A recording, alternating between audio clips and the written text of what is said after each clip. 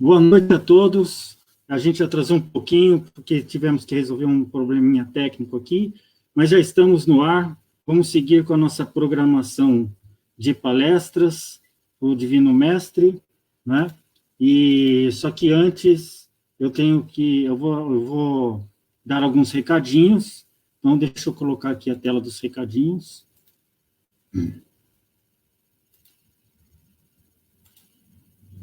Está aqui. O Divino Mestre, ele continua com as portas fechadas por conta da quarentena do coronavírus, não é? Mas as nossas atividades continuam, palestras como essa que nós vamos ver agora, daqui a pouco, com José Carlos, né, o Direitos e Deveres, e também a gente continua com atendimento fraterno, feito agora por telefone, né? Você tem um e-mail onde você pode mandar o seu nome e telefone, né, para contato@cedivinomestre.org. O atendente irá entrar em contato com você, né, e aí você segue com o atendimento tanto quanto era antes presencial, tá bom? E também a gente está em operação recepção de doações para acolher uma família. A gente precisa de alimentos não perecíveis, principalmente leite, fraldas e itens de higiene pessoal, né? E são várias famílias que estão carentes e precisam de ajuda. A gente pode estar lá recebendo de segunda, quarta e sexta, das 9 ao meio-dia, na obra social Célio Lemos, que fica lá na rua Ana Gonçalves da Cunha, número 30, lá no Jardim Jussara, também conhecido ali o pedaço como Jardim Paulista, do lado do Martins Pereira. Você também, se quiser outra forma de enviar a sua doação, pode entrar em contato com a Iris, no WhatsApp dela, que é o telefone 98-163-0807. Tá bom? E a gente agradece e vamos agora iniciar, então, a nossa apresentação com o nosso querido José Carlos. Eu vou colocar ele aqui junto. Oi, José. Tudo bem? Tudo bom, Zé Carlos? Joia. E vamos fazer, então, uma prece inicial, daí eu passo a palavra para o Zé, porque ele vai falar um assunto muito interessante, direitos e deveres, é isso mesmo, José Carlos? O microfone seu está desligado, viu? Aqui, ó, só ligar o seu microfone, isso. Tá ligado. Legal. E eu tenho que ficar de olho porque ele está fugindo sozinho. Nossa, tem que ficar segurando ele aí, não deixa fugir, não. Vamos fazer uma prece, então, José. Ok, vamos agora elevar os nossos pensamentos a Deus, nosso Pai. Vamos senti-lo ao nosso redor, nos auxiliando nesse instante para a reflexão, para o entendimento, para o aprendizado de circunstâncias que a doutrina espírita nos traz diante das situações da vida, como essas que serão aqui faladas pelo nosso querido José Carlos, que possa ele, então, ser inspirado pela espiritualidade maior nessa nossa noite, nessa nossa palestra. Que assim seja. Assim seja. José, então, é contigo. Eu vou ficar aqui do seu lado. Não vou aparecer, mas eu estou te acompanhando. Tá legal. Tchau, tá tchau. Bom? E eu preciso muito da sua ajuda. Eu sou um ex-professor de informática. Tá bom. Obrigado, Luiz. Um abraço. Um abraço. E eu vou dirigir inicialmente a minha saudação aos meus queridos amigos do Divino Mestre. É sempre uma satisfação renovada poder falar com os meus amigos do Divino. Muito importante ainda é poder dirigir a palavra aos amigos de outras casas espíritas e ainda mais importante é saber que nós estamos falando para algumas pessoas que não são espíritas, mas que são simpatizantes da nossa doutrina que estão do outro lado, ouvindo para ver o que nós estamos falando aqui agora, neste momento. E o nosso tema, como você já disse, direitos e deveres. E, bem provavelmente, alguém vai questionar o tema de hoje. Será que direitos e deveres estão dentro da afinidade com a doutrina do Consolador? Eu direi que sim. Não numa amplidão muito grande, mas nós estamos tangenciando, mesmo que levemente, os conceitos da doutrina, os conceitos filosóficos da doutrina do Consolador. E nós vamos ver, no desenvolver do tema, que há uma certa razão no que eu falo. Nós estamos, de certa forma, quando trabalhando direito, estamos trabalhando alguma coisa consoante à doutrina espírita. E começamos dizendo: onde não há lei, não há liberdade. Acreditem. Seria possível que nós vivêssemos sem lei? Seria possível que nós não tivéssemos um diploma legal ao qual deveríamos reportar respeito, observar os seus comandos, estar atento aos seus comandos, sem transgredi-los? Imagine como seria a nossa sociedade. Não seria uma sociedade, seria um desarranjo de pessoas que vivem em comunidade. Então, vamos lá. Conceito de direito objetivo. Sistema de normas de conduta imposto pelo Estado para regular as relações sociais. Olha que legal. Conjunto de normas de conduta. A legislação busca regularizar a conduta, imprimir a conduta de cada um, um relacionamento social afável, desejável, permissível. Conjunto de normas jurídicas de um país ou de um determinado ramo do direito. Coercitividade é atributo inerente à lei e é ver cumpridos os seus comandos. É isso. Coercitividade é a imposição de ver cumpridos os seus comandos. Tem ainda outro atributo. A norma jurídica tem outro atributo, a imperatividade. Está posta para ser cumprida por todos. A lei está posta, ela não vai dizer, olha, esse segmento da sociedade precisa pautar-se por esta norma, enquanto que a sociedade vizinha se pauta para um outro sistema legal. A lei não faz distinção entre classes e pessoas. Então, por isso ela é imperativa. Tem que ser observada por todos. E aos destinatários a obrigação de obedecer. Não depende da vontade dos indivíduos, pois a norma não aconselha, mas se imprime ordem a ser seguida. Imagine se você tivesse uma legislação importante e que, ao dar abertura, que ao prefaciar essa legislação, essa lei, o poder que a outorga, o poder que a teceu nos seus debates, perguntasse ao cidadão: o que você acha de cumprir a lei? Você acha que é legal você cumprir a lei que nós vamos estabelecer, seguida deste comentário, desse introito? Você interessaria em cumprir essa lei? Então, a lei não dá conselhos. A lei não pergunta se quer que ela deva ser reprimida, que ela deve ser cumprida. Mas a lei impõe: cumpra. Direito privado e direito civil são ramos direito privado e direito civil são ramos do direito comum.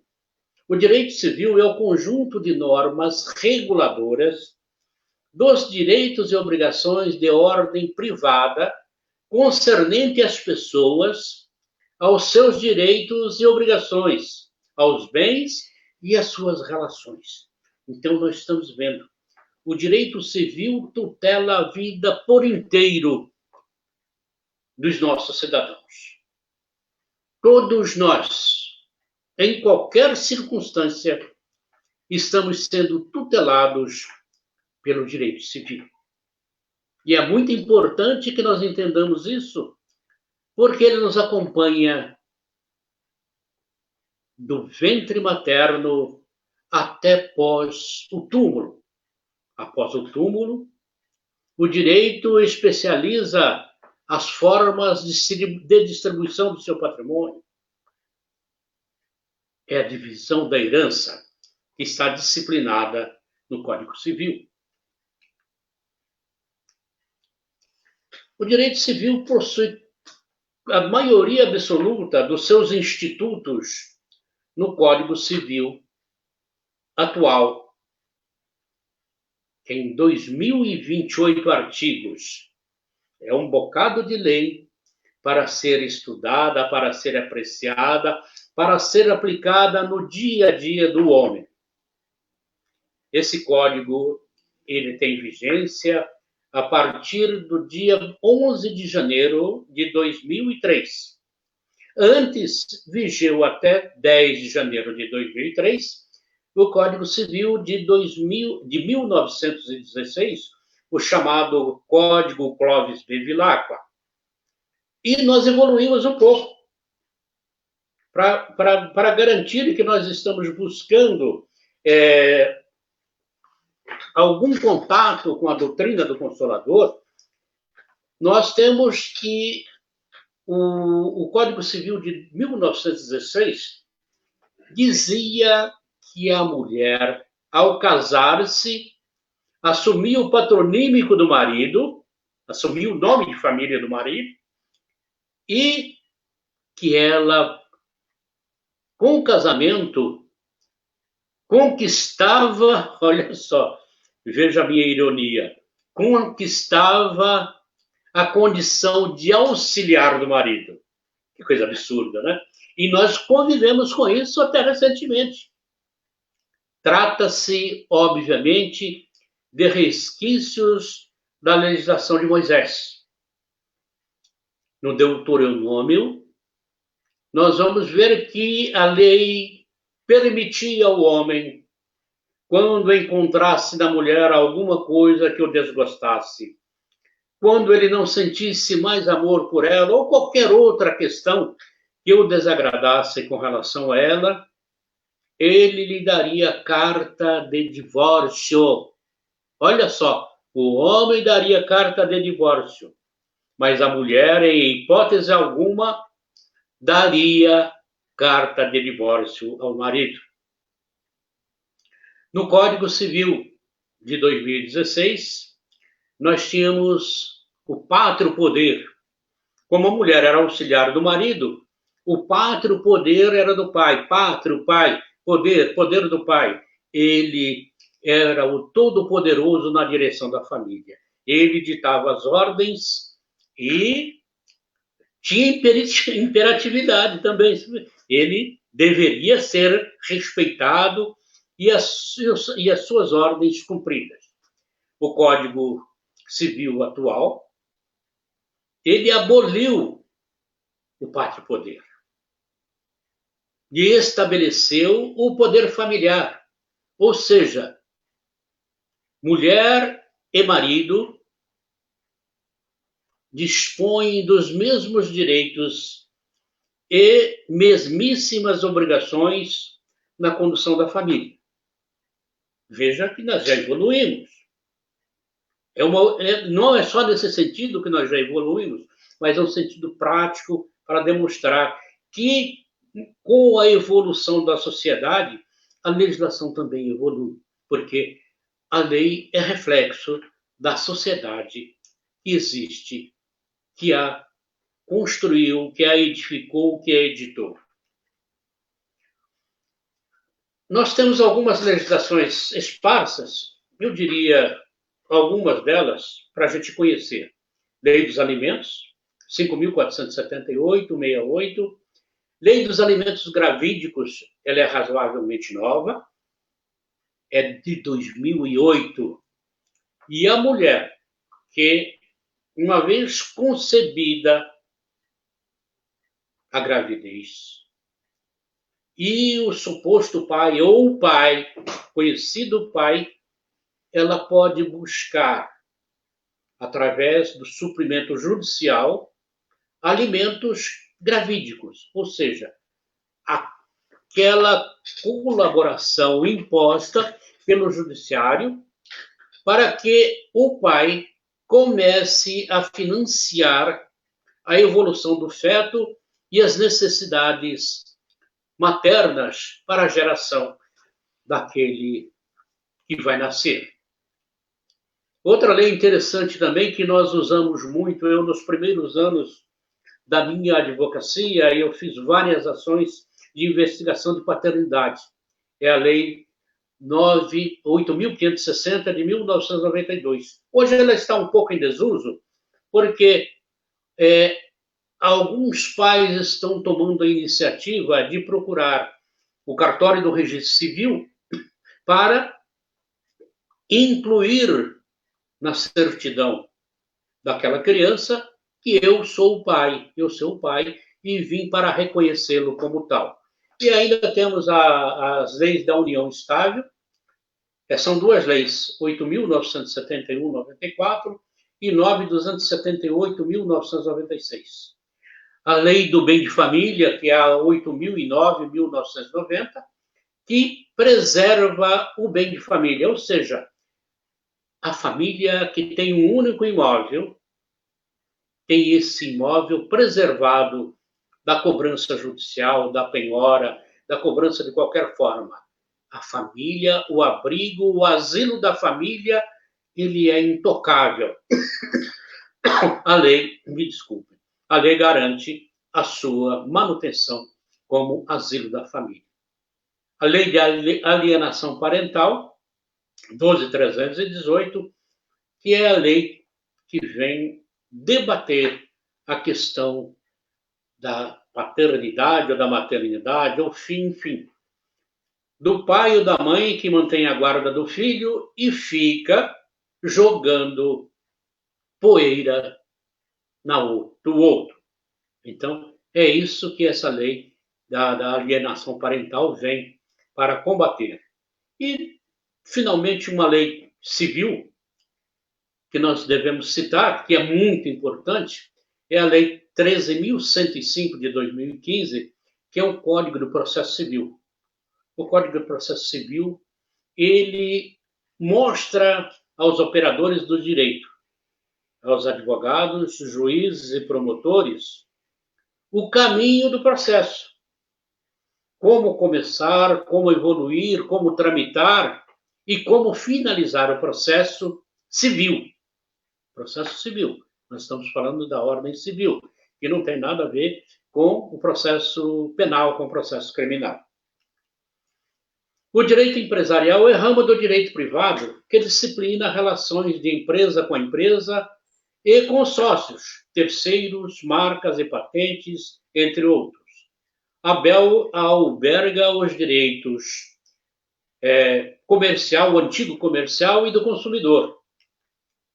Direito público é o conjunto de normas de natureza pública que tem mão forte na atuação do Estado, de caráter social e organizacional da sociedade.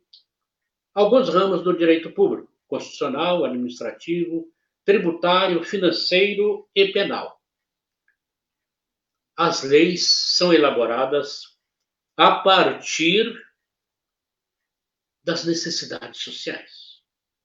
A sociedade justifica o advento de leis, constituindo relação dialética em que a sociedade influencia o direito, a sociedade gera o direito e, ao mesmo tempo, é influenciada e dirigida por ele. Entenderam? Que coisa interessante.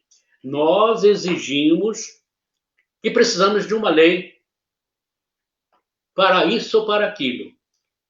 E a sociedade, através dos poderes competentes, estabelece a lei. E essa lei, que ele influenciou para que ela fosse adentrasse os nossos códigos, as nossas normas, ela influencia na vida de cada um de nós. O direito consuetudinário, talvez não conheçam essa expressão. Consuetudinário, aquilo que vem dos costumes, é o direito relativo aos costumes. E só para exemplificar, nós trazemos o cheque pré-datado. Quem nunca ouviu falar no cheque pré-datado? Quem? Todos nós conhecemos o cheque pré-datado. E isso é uma instituição do costume. Vejam só, a Lei 7.357, de setembro de 85, ela nomeia o cheque como ordem de pagamento à vista e não admite qualquer outra expressão nele inserida. É ordem de pagamento à vista. Mas nós começamos a chegar no empresário, no comerciante, enfim, através das nossas transações, nós pedimos ao credor: cara, você segura esse cheque para mim, para o dia tal? E nós colocamos lá embaixo no cheque, bom para o dia tal. Então, aquilo que era ordem de pagamento à vista passa a ser promissória, passa a ser promessa de pagamento. E esse direito foi positivado na súmula 370 do STJ. E diz a súmula: caracteriza dano moral a apresentação antecipada de cheque pré-datado.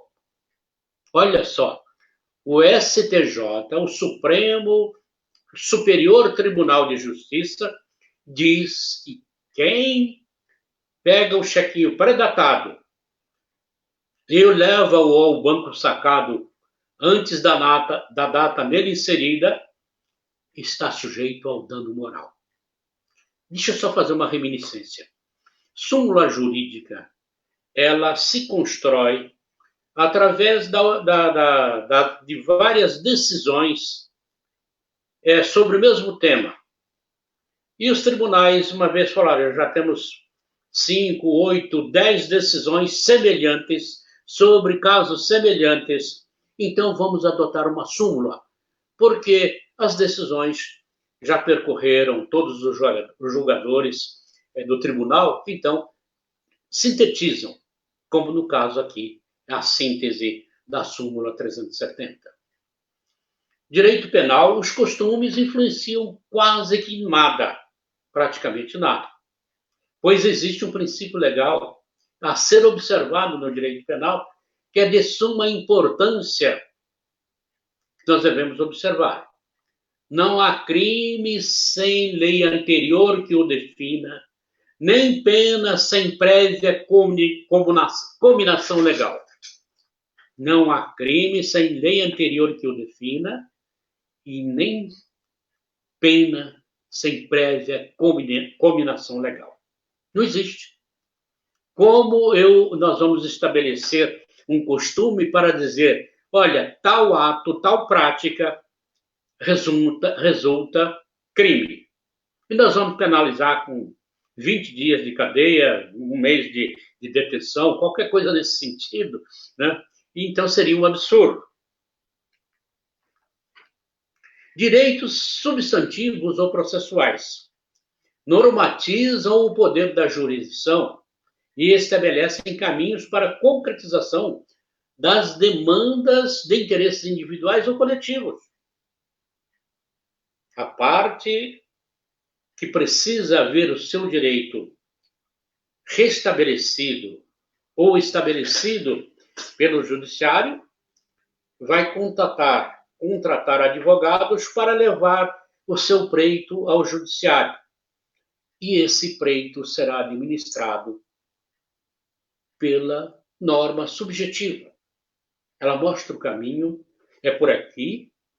Os requisitos para postular tal direito, que sempre inserido na área civil, no Código Civil, você, para exercitar o seu direito que existe no Código Civil, você precisará andar por este caminho.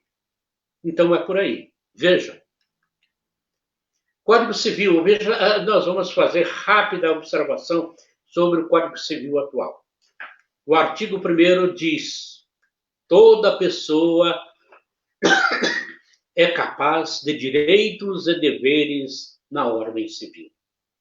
Toda pessoa é capaz de direitos e deveres na ordem civil. O artigo 2º diz: a personalidade civil começa do nascimento com vida, mas a lei põe a salvo desde a concepção os direitos do nascituro. Ou seja, constatada a gravidez, nascituro, aquele que vai nascer, terá os seus direitos garantidos. Vejam só, então, como eu já disse, o direito civil tutela a vida do homem do começo ao fim, da promessa do ser que vai chegar até o ser que chega ao fim da sua jornada reencarnatória. O artigo 3º diz que são absolutamente incapazes de exercer pessoalmente os atos da vida civil os menores de 16 anos. Os menores de 16 anos só podem ser tutelados pelos pais. Eles não podem tomar decisões por si mesmo. Eles devem ser orientados pelos pais, e os pais é que, obviamente, vão postular os seus direitos. O artigo 4º. São incapazes relativamente a certos atos ou a maneira de os exercer, os maiores de 16 e menores de 18 anos. O artigo 5º diz lá: emancipação aos 18 anos. Mas a emancipação pode ocorrer logo após os 16 anos, por escritura pública dos pais, ou do pai ou da mãe, pelo exercício de emprego público. O funcionário público maior de 16 anos emancipa-se em razão deste cargo público. Emancipa-se também pela colação de grau em curso superior. Emancipa-se ainda pela atividade comercial. Um comerciante de 16, 17 anos, ele se emancipa em razão da sua própria atividade comercial. E ainda no artigo 8º do Código Civil, nós trazemos algo que provavelmente as pessoas nunca ouviram falar, ou se ouviram assim, bem por alto. Mas trata-se da comoriência, que significa morte simultânea de duas ou mais pessoas que falecerem na mesma ocasião, não se permitindo provar quem foi o primeiro. A comoriência, então, é a morte simultânea de duas ou mais pessoas, não se sabendo quem foi que morreu primeiro. E essa condição que a lei estabelece. Não há transmissão de direitos e ou herança entre eles, entre os falecidos. Porque se soubesse quem foi que morreu primeiro, esse que morreu primeiro transmitia a sua herança, os seus direitos para aquele que morreu depois dele. 1 minuto, 2 minutos, sei lá. O que a lei, o que a ciência pudesse provar. Então ele estaria investido de herdeiro. E se ele se morreu 5 minutos depois daquele primeiro, ele transmitiria para os seus herdeiros o direito hereditário que recebeu daquele primeiro. Enfim, então, é para normatizar. Quem morreu ao mesmo tempo, não se sabendo quem morreu primeiro, não transmite nem recebe direitos. Direitos fundamentais. A Constituição Republicana de 1988 diz: todo cidadão tem acesso aos direitos fundamentais, como saúde, educação, moradia, trabalho, previdência social, segurança, proteção à maternidade e à infância, assistência aos desamparados, lazer, vestuário, alimentação e transporte. Olha que coisa bonita. Como é tudo muito bonito, como as pessoas têm todos esses direitos. Mas se nós perguntássemos à maioria absoluta dos nossos companheiros de jornada, nós iríamos verificar, ou verificaremos com absoluta certeza, que isso não sai do papel, que isso não existe, que as pessoas estão passando as maiores dificuldades porque não podem usufruir desses direitos previstos na Constituição, que é recente, que é uma Constituição nova. Mas não podemos. A sociedade, a maioria absoluta da sociedade tem esses direitos, mas quase que ninguém sabe, porque eles não existem à altura deles. Liberdade com responsabilidade. Tem direito à liberdade de expressão, opinião, fazer ou deixar de fazer alguma coisa. Vejam só, todos nós temos liberdade. Liberdade de expressão. Mas é liberdade com responsabilidade. Não é simplesmente porque eu tenho liberdade que eu vou entrar na avenida, na rua ou em qualquer lugar e eu vou maltratar pessoas, eu vou xingar as autoridades, eu vou fazer isso, aquilo, impunemente. Deve-se observar os limites legais. A lei que permite a expressão livre também põe freios. Devemos observar esses limites de uma forma singular. Eu não posso fazer isso porque estarei infringindo alguma coisa, infringindo um regulamento, infringindo uma norma jurídica, enfim. Eu preciso ter freios na minha liberdade de expressão. Vitor Hugo diz: a liberdade começa onde acaba a ignorância. Então é isso.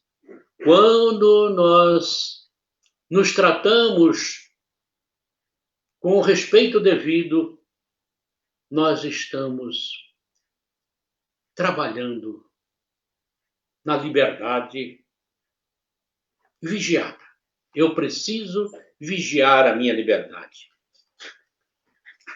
E vamos buscar um conceito rápido de justiça. O que é justiça? Justiça, na linguagem jurídica contemporânea, ou são conceitos que nós trabalhamos atualmente, é o que se faz na conformidade do direito, ou respeitante às regras prescritas, leis e costumes. Linguagem jurídica contemporânea é o que se faz na conformidade do direito, ou respeitante às regras prescritas, leis e costumes. Justiça é a realização do próprio direito. Se não for assim, não há justiça. Se você buscar a realização da justiça, mas ela vem contra o direito, então não há justiça. No mínimo, será uma grande injustiça. O Piano, libanês considerado jurista romano, falecido em 228 d.C., ele diz, olha que conceito extraordinário de justiça. Ele diz, vontade constante e perpétua de dar a cada um o que é seu. Fantástica, né? Pouquíssimas palavras, mas com um ditado altamente eloquente: justiça é a vontade constante e perpétua de dar a cada um o que é seu. Também Cícero, Marco Túlio Cícero,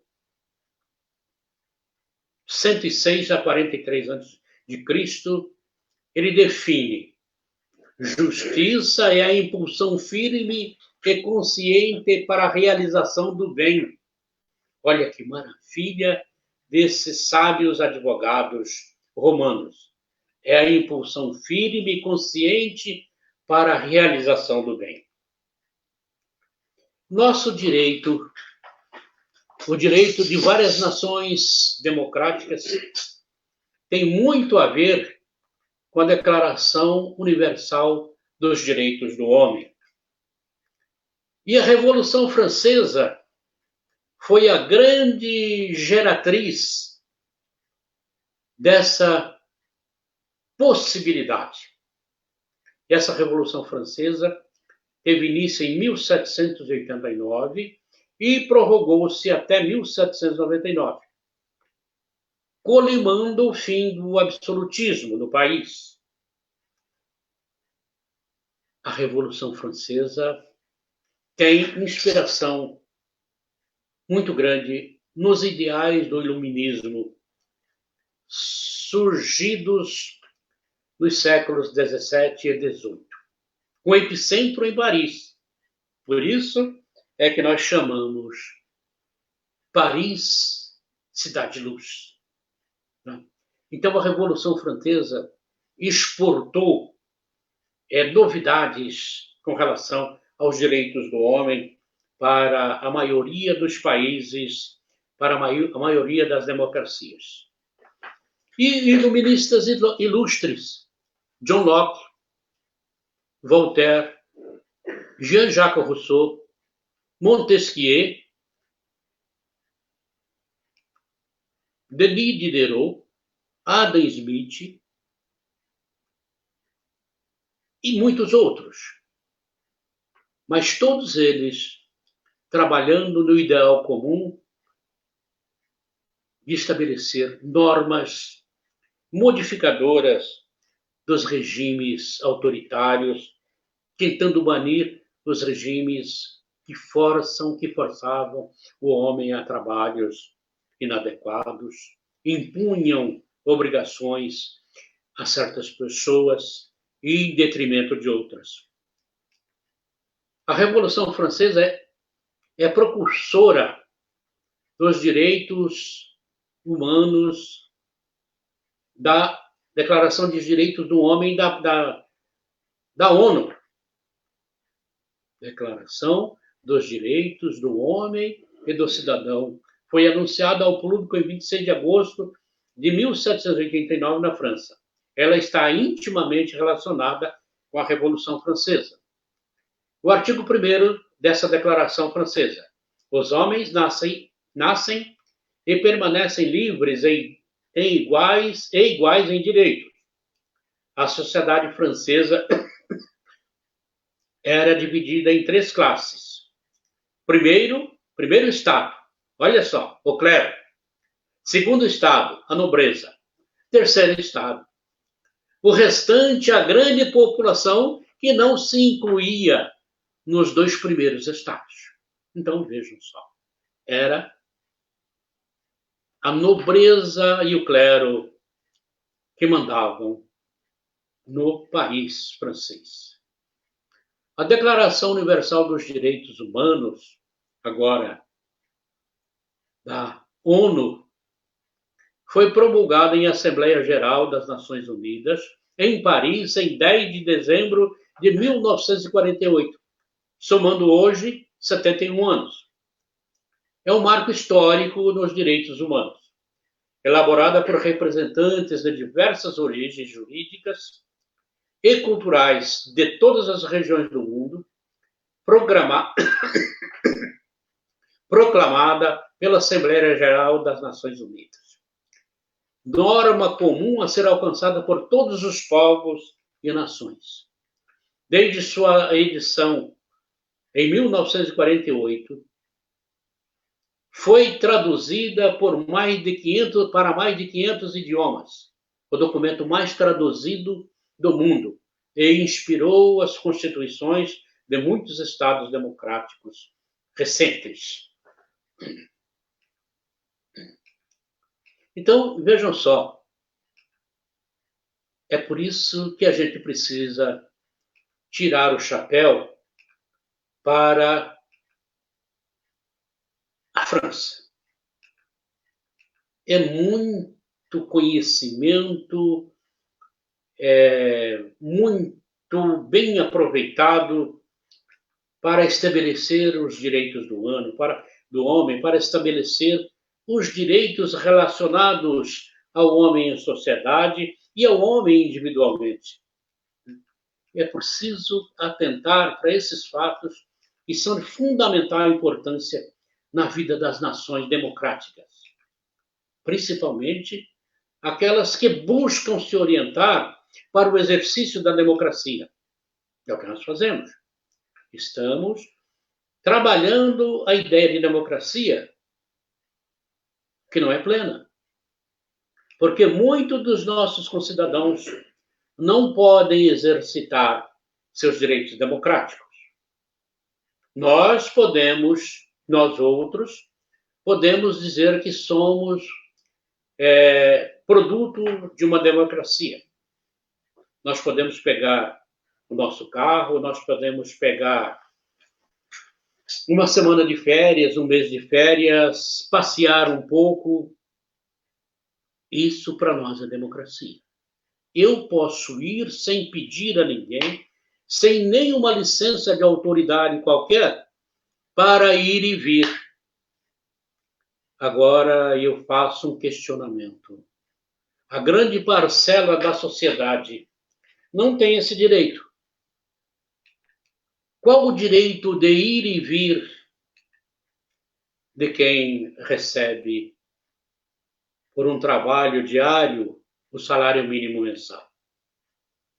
Não há democracia. Ele tem direitos, mas não pode exercitá-los.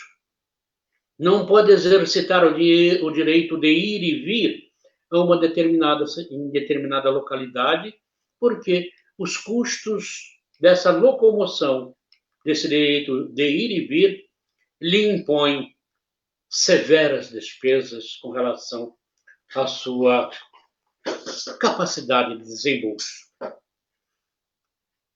Vamos falar na parte final da nossa live. Deveres que nós buscamos orientação no Evangelho segundo o Espiritismo, no capítulo 17.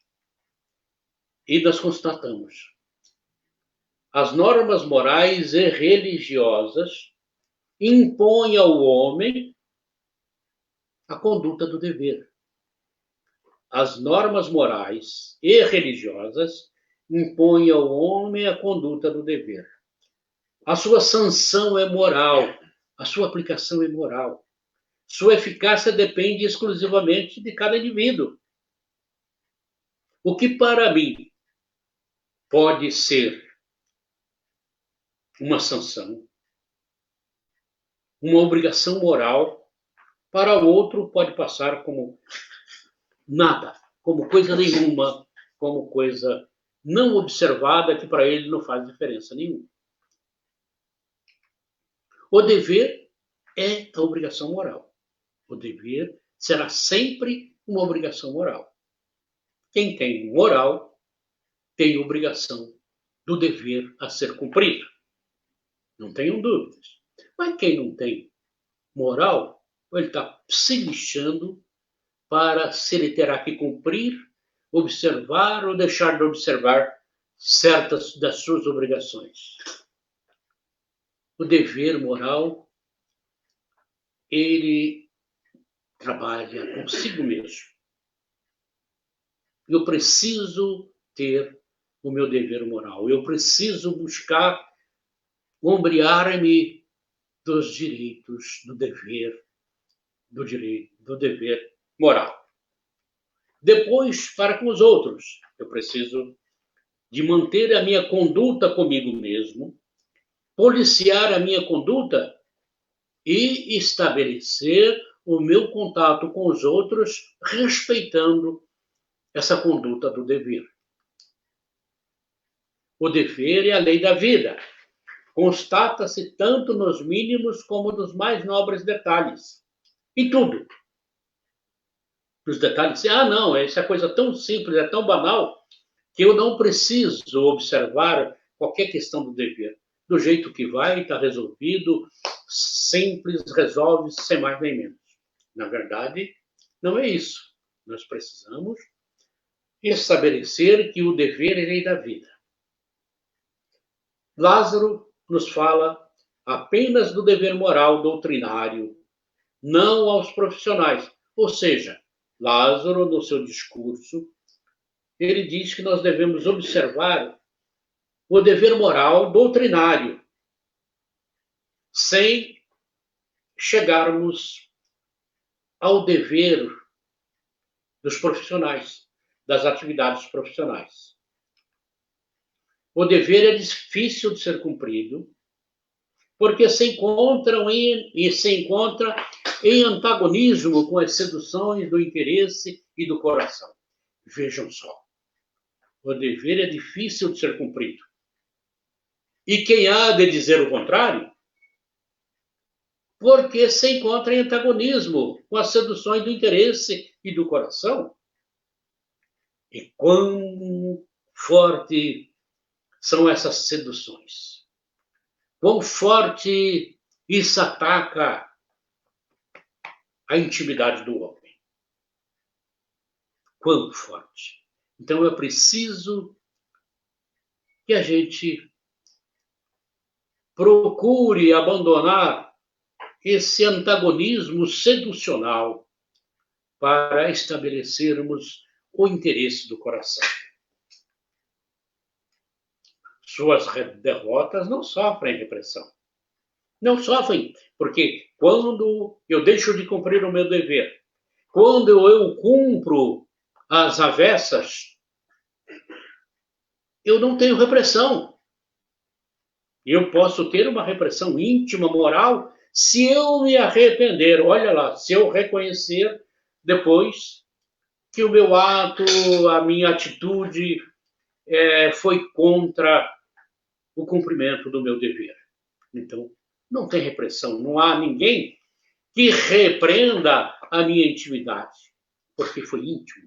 O meu dever, a minha maneira de me arrepender é minha, é íntima, e eu não preciso que alguém venha falar para mim. Se você agir dessa forma, você está precisando de uma repreensão. Como repreender? O dever íntimo do homem está entregue ao seu livre-arbítrio. É o livre-arbítrio o grande dirigente do nosso dever. É ele quem vai nos clareando o caminho para dizer: a minha consciência pende para a direita ou para a esquerda, ou através da linha reta. Então é esse livre-arbítrio o grande guardião da probidade interior. É o dever do coração, fielmente observado, eleva o homem. Sem dúvida nenhuma. O dever bem cumprido, fielmente cumprido, fielmente observado, eleva o homem à sua condição mais alta. Onde começa e onde termina o dever? Olha só, onde começa e onde termina o dever? O dever começa precisamente no ponto em que ameaçais a felicidade ou a tranquilidade do vosso próximo. É isso que nós sabemos. O meu dever começa precisamente no ponto em que ameaçais a felicidade ou a tranquilidade do vosso próximo. Eu não posso avançar o meu dever sobre a privacidade do meu vizinho, do meu amigo, do meu companheiro de trabalho, da sociedade de um modo geral. Eu não posso exorbitar. Eu preciso respeitar o dever dos outros, a tranquilidade do próximo. E termina no limite que não desejarias ver transposto em relação a vós mesmos. Você tem que cumprir o seu dever exatamente na medida que você não quer que os outros transponham com relação a você.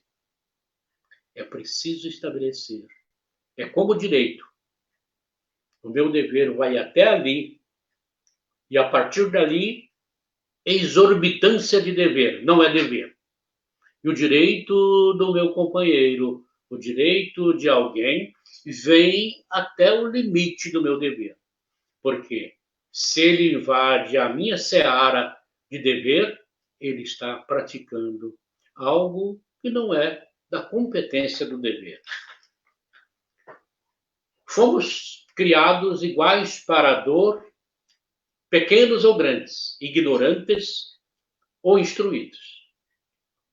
Todos sofrem pelos próprios motivos, a fim de que cada um pese judiciosamente o mal que pôde fazer.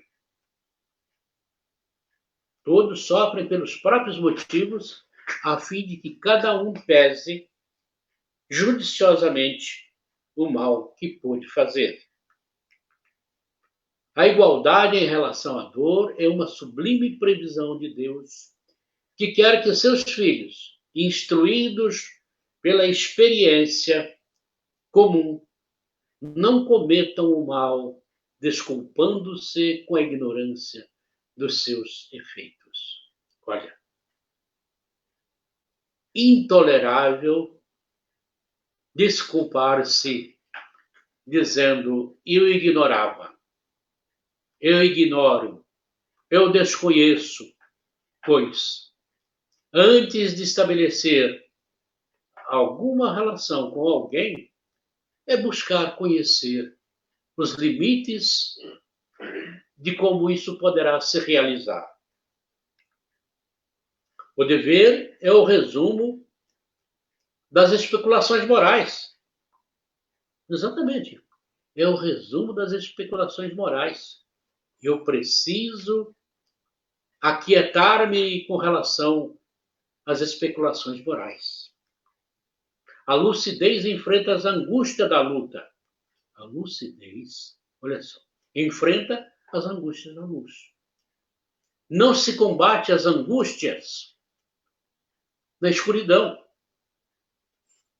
na inobservância, no eu faço de qualquer forma. Não, é com lucidez que nós podemos enfrentar as angústias da luta diária, da luta que nos empenhamos na sobrevivência de cada dia. É austero e dócil, ponto a dobrar-se às mais diversas complicações, mas permanece flexível diante das suas tentações. É fácil. É austero e dócil, mas nós precisamos domar as tentações. Não dar campo, não dar suporte a essas tentações. O homem que cumpre seu dever ama a Deus mais que as criaturas, e as criaturas mais que a si mesmo. É a um só tempo juiz e escravo na sua própria causa. Olha só. O homem que cumpre o seu dever ama a Deus mais do que as criaturas, e as criaturas mais que a si mesmo. É a um só tempo juiz e escravo na sua própria causa. O dever é prêmio da razão. Sua geratriz, ela nasce dela. A razão é a geratriz do dever. ele nasce umbilicalmente jungido ao dever. A razão, o dever, está intimamente ligado à razão. O homem deve amar o dever, não porque ele o preserve dos males da vida, mas a humanidade não pode subtrair-se ao dever, porque ele transmite à alma o vigor necessário ao seu desenvolvimento. O dever transmite à alma o vigor necessário ao seu desenvolvimento. Não tenhamos dúvida. Porque nós dizemos popularmente que a melhor coisa que ocorre conosco é que quando nós colocamos a nossa cabeça no travesseiro para o repouso noturno, nós possamos declarar a nós mesmos: estou feliz porque cumpri com os meus deveres. Não é isso que nós ouvimos falar? E como é gostoso você chegar, concluindo o seu dia de trabalho, o seu dia de atividade qualquer, com esse sentimento de dever cumprido. O dever se engrandece e esplende sob forma elevada em cada uma das etapas superiores da humanidade. A obrigação moral da criatura para com Deus jamais cessa, porque ela deve refletir as virtudes do Eterno, que a grandeza da sua obra resplandeça aos seus olhos. É muito importante observarmos, repetirmos essa frase final. A obrigação moral para com Deus jamais cessa, porque ela deve refletir as virtudes do Eterno, que a grandeza da sua obra resplandeça aos seus olhos. Pautemos a nossa vida, meus caros irmãos, para esses preceitos. Os preceitos inalienáveis, intransmissíveis, absolutamente intransmissíveis dos nossos deveres. Nós vamos, então, encerrando, agradecendo a todos vocês, agradecendo a Jesus, a Maria, sua genitora, muito amada de todos nós. Nosso agradecimento por estarmos trabalhando juntos mais uma noite. Aqui, do meu lado e dos lados dos meus amigos, em suas respectivas casas. Um abraço, um beijo no coração de todos. Luiz? Que assim seja, Zé. Ótima palestra. E fiquemos aí com esse agradecimento a Deus nosso Pai, que você proferiu aí nas suas últimas palavras, e agradecendo às pessoas que assistiram, que nos acompanharam, e também aquelas que virão a assistir, porque uma vez que vai ficar gravado, não é, Zé? E que elas possam, então, refletir e tirar dessas palavras um pouco mais de entendimento, de reflexão sobre os tópicos dos direitos e deveres que foram explanados pelo José Carlos, nosso irmão. Vamos em paz, agradeço a todos a presença e que possamos estar juntos com vocês nas demais apresentações do Centro Espírita Divino Mestre. Tchau, pessoal. Acha um tchau aí para eles. Isso. Tchau, tchau.